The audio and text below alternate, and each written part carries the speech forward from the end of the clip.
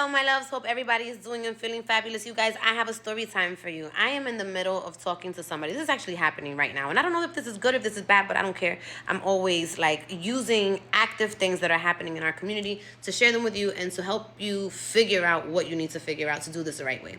So, for those of you that know or don't know, I'm Cherry Martinez. I work plastic surgery and I help women from around the world, everywhere from the US, Canada to Iceland, Nigeria, and everywhere in between, come here to the Dominican Republic to have plastic surgery with safe plastic surgeons, board certified plastic surgeons who at the end of the day don't have any deaths or any malpractice or any type of like things that you need to be worried about, right? There's a lot of that out here, but I work with a very strict network of doctors since 2005, and so I'm pretty secure with what I'm doing and who I'm referring you to.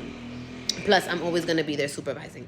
So I got a quote request from this person, and she was like, hey, I'm really excited. And I'm like, awesome, I'm excited to help you. I want to help you get your surgery set up. Let's do this. Like, this is so important. You guys, sometimes people think like plastic surgery and think it's so superficial, but have you ever wanted to get your hair cut or ever want to get a piercing, a tattoo, something, and it made you feel good? It made you, even doing your eyelashes, like simple, make you feel good? The same thing. People have different reasons why they want to get these procedures done and different reasons why they're motivated to do them. And so I'm excited to help them achieve their goals, no matter what you think. So I'm like, okay, cool, let's do it. Let's get this going. What do you want to do? So she sends me some pictures and she tells me she wants to do a lipo 360 and a breast lift. And I tell her, awesome, she definitely qualifies. She looks great.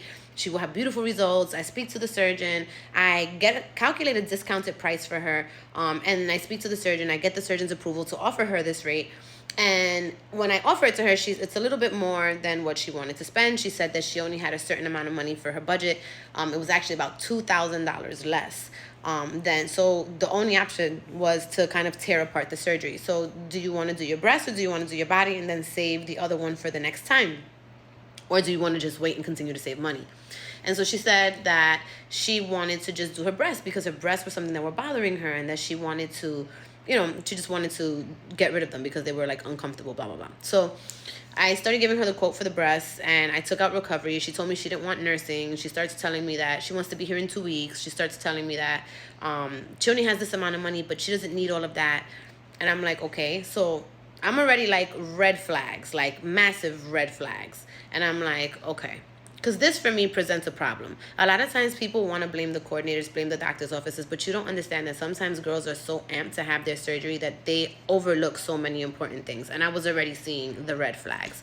So I'm like, hey, you're coming to another country. You're going to need to stay in a recovery house. You're going to need to eat. You're going to need to be moved around. You're going to be vulnerable. You're going to need medications. You're going to need a faja. You're going to need to pay a blood reservation. And if you don't use it, they'll give it back, but you still have to pay it because you have to have it there.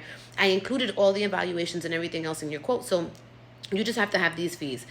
And I was told that the medication estimate that I put, which was $400 for usually 30 days worth of medication, she said was too much. So I was like, okay. And she says to me, how much, how expensive, it sounds too expensive. What are the medications that I have to be taking? Because I don't understand. So I'm like, well, when you have lipo, you need to take antibiotics, blood thinners, pain meds. More than likely, they're going to give you nerve medication. They're going to give you stomach protectors. They're going to give you vitamins. They're going to give you, I said blood thinner injections. They're going to give you all kinds of stuff. And so, again, when my girls get surgery, when we order the medicine from the recovery house, most of the time it comes out somewhere between $350 and $450. Now, if you bring your own iron, you bring your own vitamins, you bring your own stuff, cool, no problem. You can take that out of what you purchase from the pharmacy. You can save yourself, what, $10, $12?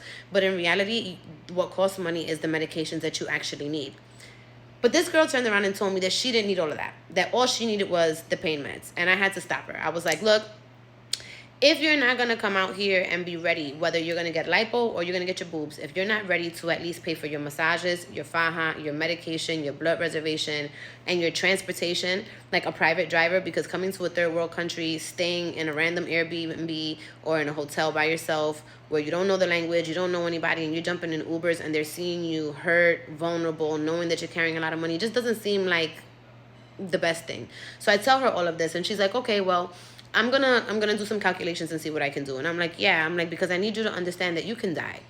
And I tell every single one of my girls, I do not sell booty in a box. So you got to understand that if you're going to have plastic surgery, especially through medical tourism, I don't care if you're going to Miami, I don't care if you're going to Colombia, I don't care if you're coming here to Santo Domingo, I don't care if you're going to Ecuador, to Jamaica, to Turkey, wherever you're going, you have to understand that if you're going to be getting on an airplane, there is going to be air traffic control and pressures and regulations involved in your travel. What does that mean? That when you get in the airplane and they start turning on all the whatchamacallits in there and the pressure hits, it's going to apply pressure to your body. That pressure gets put to your veins. It's going to help push whatever clots you might have in there, because you haven't been taking blood thinners, so you definitely have clots in there. And you can end up with one in your lung, in your vein, in your heart, in your head. Like, dude, have you not seen all the people that die? So again, right now I am at a place where I hope this person takes the time to kind of reassess and gather and kind of sit with some of the information that I gave them. But I also say to myself, if she comes back to me and I don't get the feeling that she is 100% clear on, you know, what needs to be happening and how she needs to do things, and, you know, really understand the seriousness of what happens, I can't take that risk of coordinating her surgery or being involved in her care, because this is a patient that, not hypothetically, right? This is a patient that if they don't listen to you, they don't take any of it seriously afterward, and they don't really want to pay much, and they don't have enough money when they're already coming, and you know that, this is not a patient you want to play with, because this patient now gets complicated. This patient can now have problems. You know, this patient has no way to pay if they have to stay longer. And it's not that I don't want to help you, but like realistically, if you stay longer, I have to pay the nurses that work your days to take care of you. And I might not have it because maybe we're dead, or maybe we're slow, or even if I have it, like, you know, hello.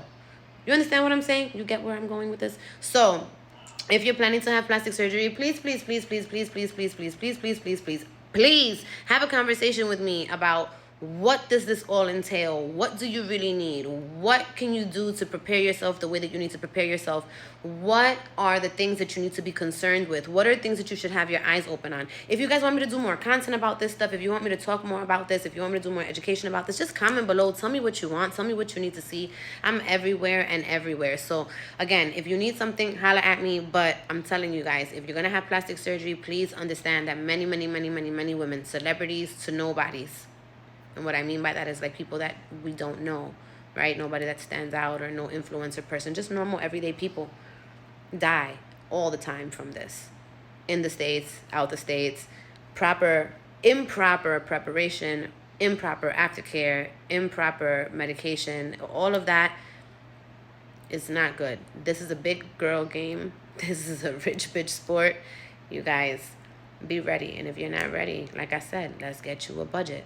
But you can't do it like that.